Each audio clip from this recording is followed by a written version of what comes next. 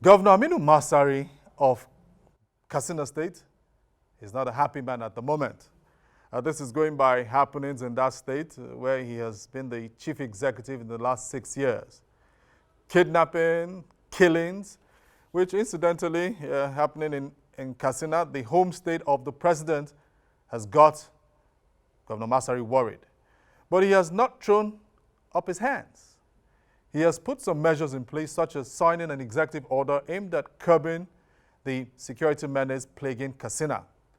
Will these new measures yield results, taking into consideration previous moves by the Katsina government, what it has attempted to do, all with a view to taming the devastating effects of crime? The governor is our guest on today's edition of the program. But first of all, let's bring you some current political stories. The Court of Appeal sitting in Abuja has ruled that Mr. Victor Oye is the lawful national chair of the All Progressives Grand Alliance, APGA. The court gave that verdict earlier today. Now, some members of the African Action Congress have besieged the Abuja headquarters of the Independent National Electoral Commission, INEC, over what they call the omission of their candidate for the November the 6th governorship election in Anambra State. Okay, so we will bring you that probably in the course of the news. The Lagos State House of Assembly has passed a bill banning open grazing across the state. This follows the adoption of a report by lawmakers presented by the Committee on Agriculture. That bill now awaits the assent of Governor Babajide Sanwo-Olu. Now back to the governorship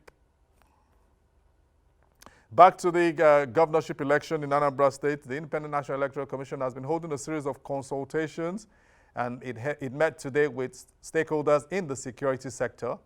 Let's have that clip. Our state office in Oka was attacked, resulting in extensive damage to the building and the destruction of critical facilities for the election, including ballot boxes, voting cubicles, vehicles, power generators, and several non-sensitive materials for the election. I am glad to report that we have made arrangement to replace all lost movable materials. Similarly, we are making efforts to rebuild the physical facilities, which will be completed before the election. In furtherance of the coordinating mandate of the ONSA, we are poised to ensure robust deployment before, during, and after the polls, with a view to countering any threat and ensuring peaceful conduct of the polls, especially in the forthcoming off-cycle Anambra State gubernatorial election. So you heard it there, preparations for the Anambra governorship election. Now, like I said, we have the candidate of one of the parties, precisely the PDP, joining us in the course of the program. But let's start with what's happening in Katsina. Governor Aminu Masari is joining us virtually from Katsina. He will be sharing his perspectives on what he has been doing with regards to the spate of crime, insecurity, and the challenges that has been plaguing Katsina, the home state of President Muhammadu Buhari. Governor Masari, thank you so much for coming on the program. Thank you very much. Okay, now let's begin quickly. Governor, you signed that executive order 5, a containment order, all designed and get towards ensuring that the spate of banditry, killings, kidnappings, criminality in Katsina is contained. Can you tell us, since you signed that piece of executive order, how it has been so far? Well, I think so far so good. The reports we have been getting from the local governments and communities bordering the forest, this order has become necessary in order to make the order even more effective. And Katsina State is not the only state that so far given out containment orders in order to secure not only Katsina State but the entire northwestern part of this country. And we keep on going until we are satisfied that normalcy has returned. And even after the first containment orders I have signed other ones. And if need be, we'll continue to give necessary orders in order to make sure that our communities become secure. And I am happy that the entire Northwestern state governors, including Niger, are all on the same page, particularly in containing issues like movement of animals generally, especially cattle, and other ruminants, and also movement of fueling, control of selling of fuel. Yeah. And we have gone further to also order closure of all filling stations that are located in simply in an open community. We have seen petrol stations in the forest with no village or big town very close to, and all those filling stations we suspect most of them do dispense fuel to bandits or some criminally minded people.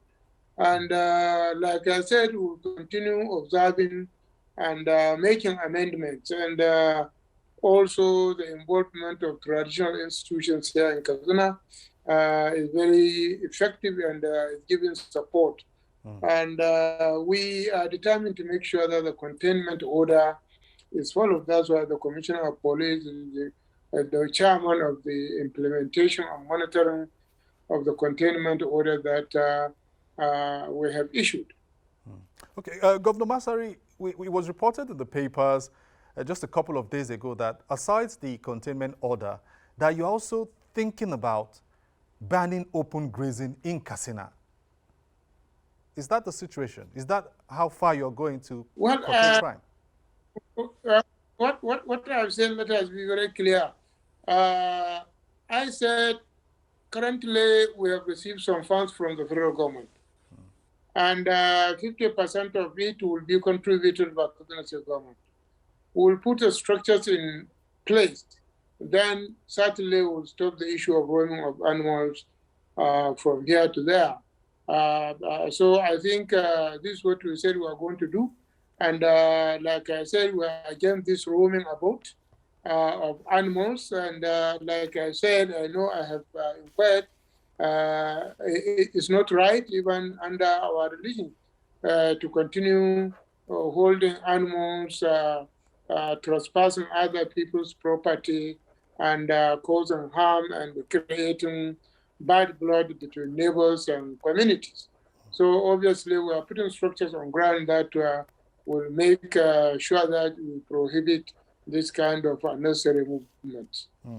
Okay, Governor Masari, not a few people say that probably you got to your taters. That's why you went full throttle and said, look, these executive orders must come into place. You were frustrated with all the efforts you had put in, which was not yielding results with regards to containing the banditry.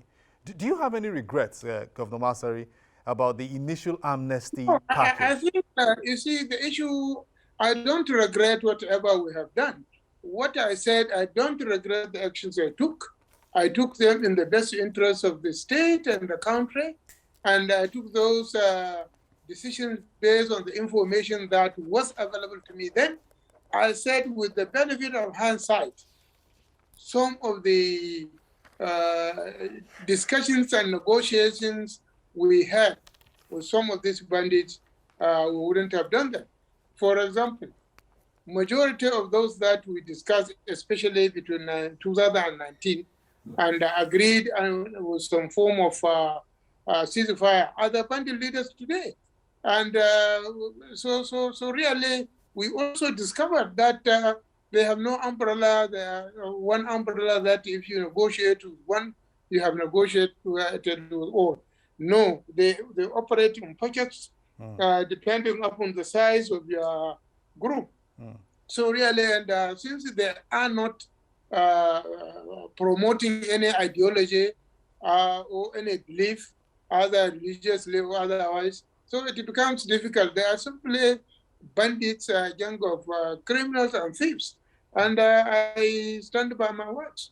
And I know from experience of 6 years what is happening in the forest, that certainly when we started in 2015, there were some good men in the forest who ran away because of what was going on then, attacking Fulani and Santa.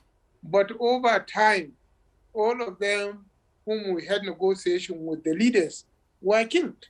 So what is left in the forest, I can say now that the majority of them are criminals in the forest.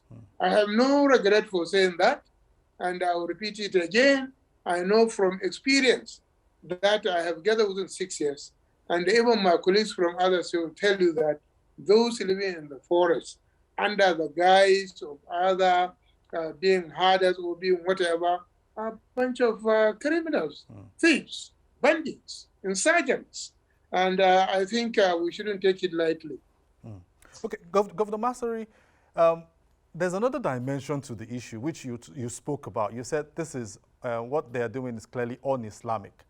There's a prominent cleric who has been giving another side to this issue about what the criminals, the terrorists, which I prefer to call them, not bandits, what they've been doing. He says, look, they are not going away anytime soon, that the authorities must negotiate and rehabilitate these persons you have also said are criminals. Do you agree with what this cleric has been saying? Well, actually, the line is cracking. Okay. So I'm not following you very well. So, but I will try to pick if the issue of negotiation, I say negotiate with who? Amnesty for who? I think we have to understand. I don't think I am in support of any form of dialogue or amnesty for anybody now, because, like I said, from my experience, this issue is pure banditry. So those even somebody who was calling me names, attacking my personal character, well, as much as he's entitled to his opinion, I hope he will not cross the line, because there are certain things that are personal. If he attacks me personally, then I will take the necessary action. But to express a different opinion from mine, it's okay. But we cannot divorce the issue of banditry that was started essentially by Fulanis. If some people come in, we know the foundation, we know how it started, especially in the northwestern part of the country. I'm talking from where I am. I'm talking from Katsina State that I know the people that are involved in this banditry. You can say, even if you say 100% are not to Fulani, you can say 90% they are. So I have no regret for what I said. Look, Fulani is not by language. Anybody can learn Fulani, but by blood. My blood, left, right, and center is Fulani. Nobody can now tell me that he can claim being more Fulani than myself simply because he speaks the language I don't, or he lives in the forest I don't. I have the blood from my mother and from my father. My mother was a milk seller. What are we talking about here? So I know what I'm talking about, but to disagree with me, fine. Yeah, that is everybody's right.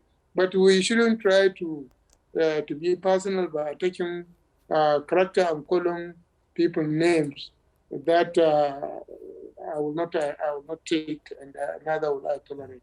But I don't think there is any room for negotiation.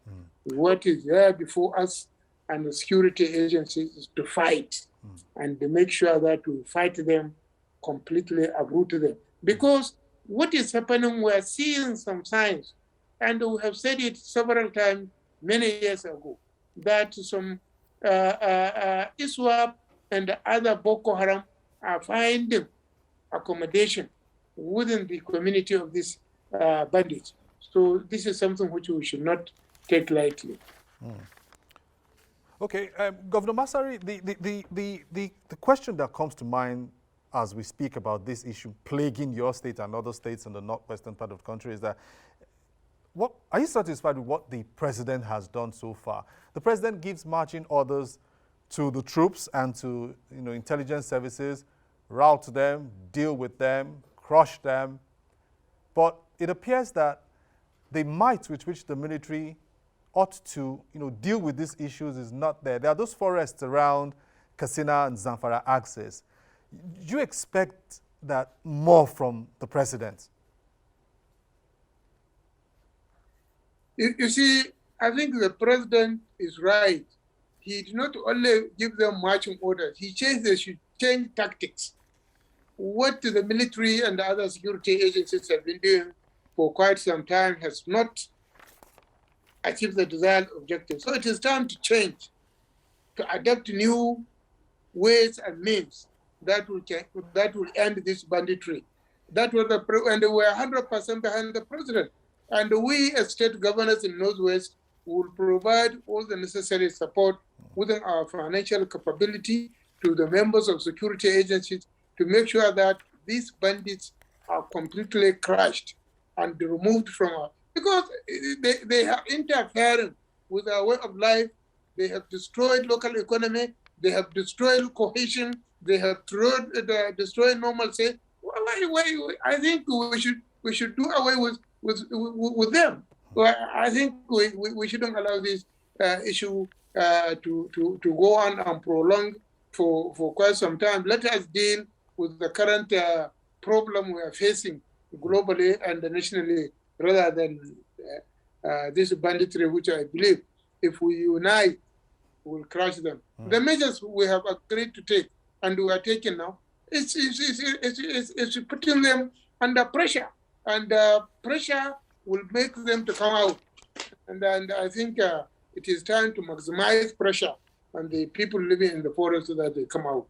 Okay, just before we let you go, Governor, you said that after this governorship, May the 28th, or is it 29th, 2023, you're done with public office. Is it that a case of being overwhelmed by what you faced, or a case of, look, I need to go and play with my grandkids? What I said is simple, and I stand by it. I said I'm not contesting for any political office. And I look at my career, I thank Allah for his mercies and blessings on me. I had opportunity to be in the parliament, and up to the position of speaker. I was in the party as deputy national chairman. Yeah. I'm now governor of Katsina State. So, and in this state, I started as a civil servant. I was assistant general manager. I was commissioner. I was member constitutional conference, member house of, and I think I have tracked all the roads to come to where I am. And by 2023, I'll be 73. So I have no intention of contesting for any office. But I think I will remain a politician. Not all politicians must contest for office, either in government or party office. No, we don't have to. All of us have to do that. And I think I am one of those that we should give the younger generation the opportunity to come on board. Governor Amilu Bello Masari, Governor of Katsina State, thank you for coming on Democracy Today. Well, I think, you see, like I said, the actions we are taking in Northwest, all governors are on board. Yeah. The governor of Zamfara, Katsina, Sokoto, Kebbi, Kaduna, Niger, including Plateau, is working with us to make sure that this synergy works. And by next week, we will again be meeting in Abuja to again look at the measures we have taken, how far we have gone, and what we need to do next as governors of Northwest and some parts of North Central. We wish you the best in your endeavors to ensure governance and the issues about insecurity are tackled in your state. Thank you, Governor Masari.